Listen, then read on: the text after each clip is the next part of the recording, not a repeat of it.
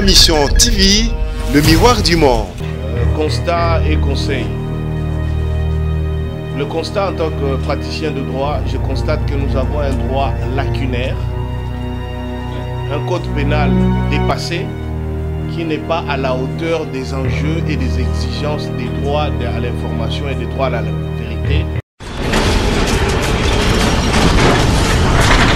Ma mission TV, le miroir du monde. Au Montforti, c'est Likia. Au Montforti, c'est Likia.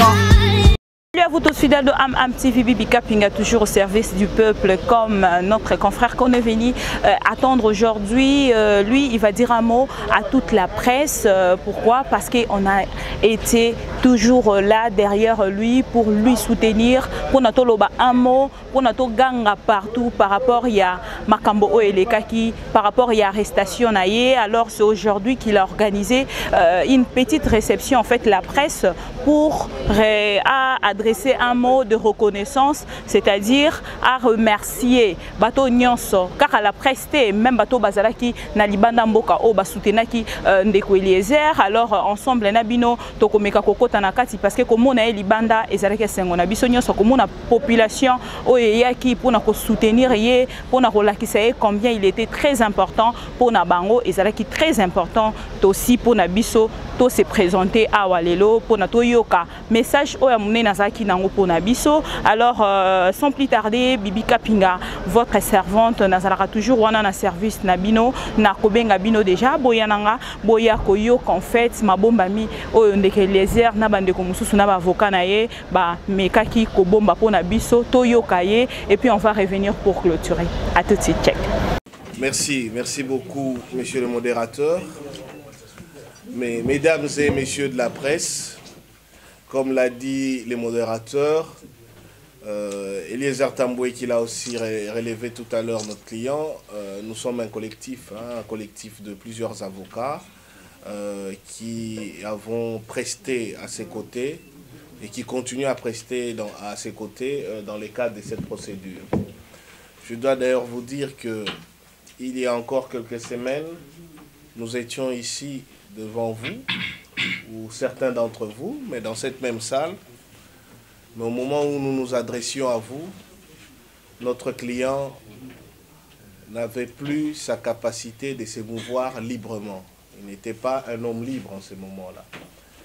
Et c'est toujours une immense fierté pour l'avocat, et je me fais ici le porte-voix aussi de mes confrères, de parler pour un client lorsqu'il est à côté de vous, un homme libre. Et en cela, nous relevons tout de même que dans notre pays, il existe des textes de loi qui, lorsqu'on les applique, peuvent être protecteurs pour tout le monde. Et pour nous, c'est aussi un élément de fierté pour le soutenir ici devant vous, que en ce moment ici, cette loi qui aurait pu être utilisée de manière sanctionnatrice a aussi été appliquée pour être utilisée comme un cadre de protection des libertés. Je ne veux pas m'étaler davantage sur certains aspects procéduraux, comme je vous l'avais dit la dernière fois. Nous sommes dans un cadre d'enquête préjuridictionnelle qui par nature est une enquête secrète et que nous sommes tenus au secret professionnel et au secret de l'instruction. Néanmoins, je veux brièvement aborder deux aspects de la situation relative à notre client Eliezer Tamboué, son actuel statut juridique et les perspectives d'évolution de la procédure qui est pendante encore en instruction devant le parquet général près la cour d'appel de Kinshasa-Gombe. Eliezer Tamboué, comme nous l'avions dit, peut-être à travers certains médias, est aujourd'hui dans un statut de liberté provisoire. Ce qui sous-entend qu'il a une capacité de mobilisation ou de mobilité restreinte et il est astreint à respecter certaines conditions. Parmi celles-ci, et je ne veux pas être exhaustif, vous comprendrez que j'ai un devoir de réserve. Parmi celles-ci, notamment, de ne pas perturber le bon déroulement de l'enquête. Et le bon déroulement de l'enquête signifie que le monopole de sa défense, les monopoles des informations relatives aux enquêtes qui peuvent continuer, il doit les réserver au procureur général, pas aux médias. Donc, tout ce qui concerne aujourd'hui sa stratégie de défense, tout ce qui concerne les questions que vous pouvez continuer à vous poser au sujet du déroulement de l'enquête, il est tenu par la loi et par ses obligations de les réserver d'abord au parquet général près la cour d'appel de Kinshasa. Néanmoins, effectivement, vous poseriez la question, quelle est l'incidence du désistement de la plainte de la personne du gouverneur Ngoï Kassanji dans cette procédure? Un plaignant n'a pas la latitude à lui tout seul, sauf sur base de quelques infractions limitées par la loi.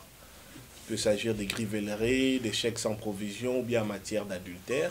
Ce sont des cas précis qui permettent à un plaignant de stopper l'action publique. Mais dans les cas sous examen où il y avait deux plaintes assez particulières, à savoir imputation dommageable et tentative d'extorsion, ça n'entre pas dans les cas limitatifs qui permet que le simple retrait de la plainte stoppe l'exercice de l'action publique. Ce qui implique que le parquet général, à ce jour, peut continuer ses investigations et peut continuer la procédure indépendamment du désistement de la plainte du plaignant.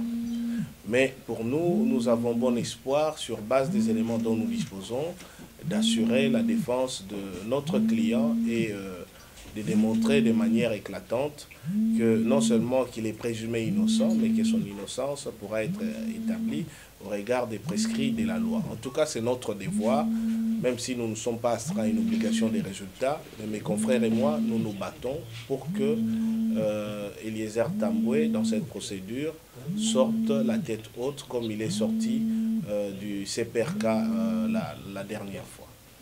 Pour clôturer, je pourrais juste dire que les perspectives d'évolution de cette procédure au niveau du procureur général, le parquet a la latitude à un moment donné, soit de continuer ses investigations, soit de les classer sans suite, soit éventuellement d'assumer qu'il y a des amendes transactionnelles et qu'on peut clôturer cela. Mais tout ça relève de la prérogative du ministère public et nous ne pouvons pas faire du droit fictif. Ce ne sont que des suppositions et des hypothèses. Mais aujourd'hui, mes confrères et moi, c'est avec beaucoup de fierté que nous sommes heureux d'être à côté de notre client, un homme libre. Et ces statuts de liberté provisoire, nous voulons qu'ils soient les plus provisoires possibles afin qu'il recouvre la plénitude de sa liberté. Et je crois que nous nous attellerons à ça jusqu'au bout. Je vous remercie. Merci. Sans pour autant évoquer la pensée du Premier ministre Patrice Emery Lumumba, qui a dit, je cite, « Mieux vaut être pauvre mais libre plutôt que riche mais enchaîné. » Et mon client aujourd'hui est libre. Il a recouvert sa liberté qui a été confisquée. Et nous sommes très heureux, d'ailleurs, l'estimé confrère l'a épinglé. Et cette liberté est obtenue suite au désistement, suite au retrait de la plainte du plaignant, M. Ngoï Kassanji, le gouverneur du Kasaï, du Grand Kasaï, qui a trouvé que les climats de bonne entente règnent entre les deux parties. En quelque sorte, ça a décrispé les climats judiciaires. Et nous aimerions que ces climats d'entente puissent régner, continuer à régner, jusqu'à ce que la suite de ce dossier soit réservée. Et le client l'a relevé aussi qu'il est citoyen congolais. De par son émission, Tokomi Wapi, il est en train d'aider l'État congolais, puisque l'État congolais, en quelque sorte, a ses mains élargies jusqu'à mon client, qui dénonce certains faits, qui fait parler les gens, ils viennent déposer leurs demandes, leurs requêtes. Et mon client ne fait que transmettre, faire entendre la voix de ceux qui ne peuvent pas parler. En quelque sorte, c'est un devoir citoyen que tout journaliste et tout citoyen doit accomplir. L'État pouvait même le couronner comme nous avons assisté en Italie. Il y a un expatrié qui a arrêté un terroriste. Mais aujourd'hui, il a obtenu le papier, puisqu'il a posé un devoir citoyen. Donc, mon client, à ce jour, je me résume, il est libre, mais nous sommes dans l'espérance que la suite de son dossier sera à sa faveur. D'autant plus que, jusqu'au jour d'aujourd'hui, nous sommes très confiants à l'administration judiciaire de notre pays pour faire éclater la vérité. Et nous avons dit. Merci. Constat et conseil. Le constat en tant que praticien de droit, je constate que nous avons un droit lacunaire, un code pénal dépassé, qui n'est pas à la hauteur des enjeux et des exigences des droits à l'information et des droits à la vérité, qui sont des prérogatives que notre Constitution nous reconnaît. Aujourd'hui, tant qu'on ne va pas abroger le délit de presse, les journalistes qui se veulent des lanceurs d'alerte, les journalistes qui décident, comme votre confrère Albert Londres l'avait dit, de porter la plume dans la plaie, seront toujours sous l'épée de Damoclès d'une législation qui est aujourd'hui totalement en porte-à-faux avec l'évolution du droit à l'information, l'évolution des médias. Donc le premier constat que j'ai fait, que nous faisons, c'est qu'un journaliste qui s'engage à faire le sens de votre métier, rechercher, analyser, collecter des informations d'intérêt public et les mettre sur la place publique, fonctionne avec une épée de Damoclès qui l'empêche d'exercer librement son métier. Ça, c'est le premier constat et les premiers conseils que je donne, pas seulement à Eliezer, parce qu'il me conseille à mon client, et mes confrères et moi lui donnons, ce n'est pas sur la place publique qu'on va vous l'étaler. Mais par contre, en ce qui vous concerne, continuez ce combat sur la dépénalisation du délit de presse. La diffamation en l'état constitue, parce que les libellés même de la loi sur cette infraction constituent une entrave réelle à la liberté d'expression. Puisqu'on dit que tout fait, vrai ou faux, mais qui est de nature à porter atteinte à la crédibilité ou au prestige d'autrui, donc il lui cause dommage, constitue l'imputation dommageable ou la diffamation. Alors que sous d'autres cieux, on contourne cet élément par ce qu'on appelle l'exceptio veritatis ou l'exception de vérité. Si le concerné parvient à démontrer que les faits sont avérés, l'élément constitutif ou intentionnel se perd. Mais ici, dans le flou qui constitue notre législation pénale, vous aurez du mal. Donc c'est d'ailleurs pour ça où je considère que mon client a été extrêmement courageux et que vous êtes courageux quand vous êtes des lanceurs d'alerte dans ces sens. Vous avez fait allusion à un verset biblique réfléchi.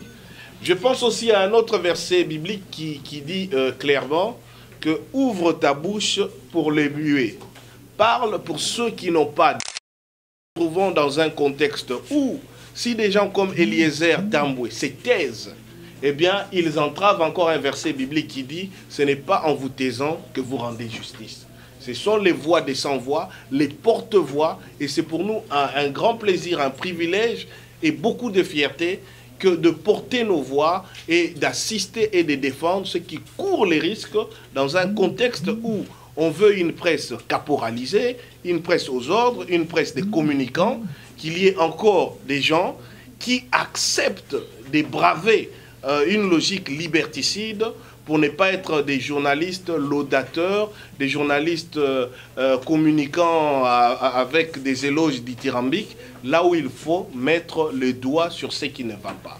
Donc voilà ce que j'avais à dire par rapport à ces constats. pour votre consoeur qui voulait savoir s'il y a eu un prix à payer, je ne sais pas, vous voulez savoir s'il y a eu de somme ou quoi? Non, nous avons introduit une requête pour solliciter la mise en liberté provisoire de notre client parce que ce sont les prérogatives que la loi lui reconnaît. Il est présumé innocent. En matière de poursuite et de détention, la liberté est la règle. On a appliqué ça et on a rempli les conditions.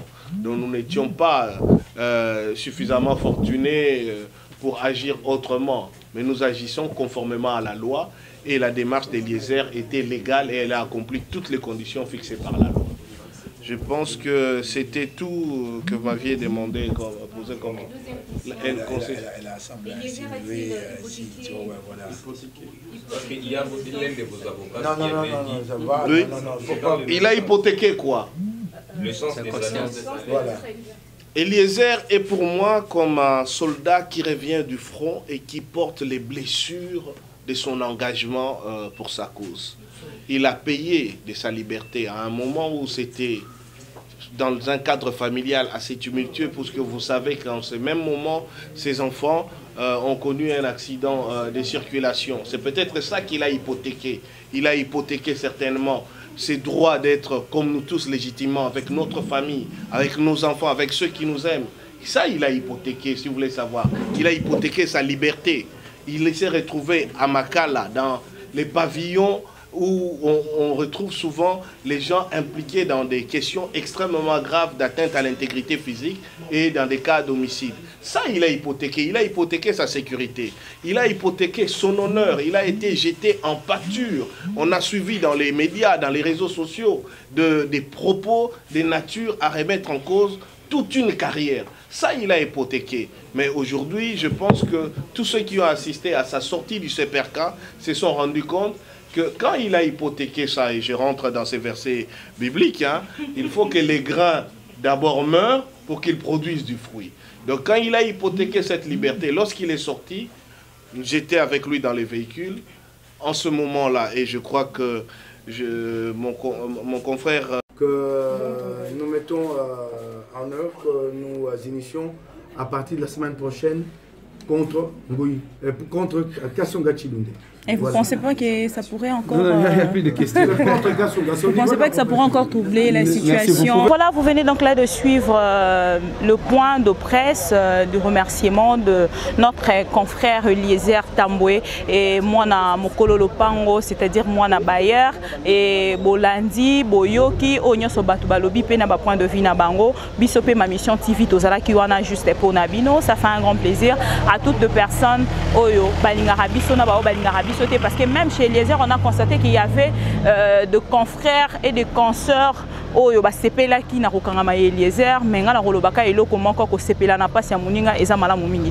Voilà pourquoi Dieu vous a confondu. Eliezer Tambwe, il se retrouve à l'extérieur, c'est-à-dire avec toute liberté, malgré que c'est une liberté provisoire, mais je sais que dans une liberté provisoire, il est aussi à sa liberté de manger, de faire tout ce que oyo ye alingara peut-être kosala oyo elandi na simato ebité boyo ki mettre avocat, boyo ki ndeko Eliezer, boyo ki ba confrère nyos bazakana na Mike Mukeba, mais ba question est parce que par rapport à tout ce que j'ai suivi, je dois interviewer mes confrères. À la prochaine. Ciao, je vous aime. Au Montforti, c'est lui qui a. Au Montforti, c'est lui qui a.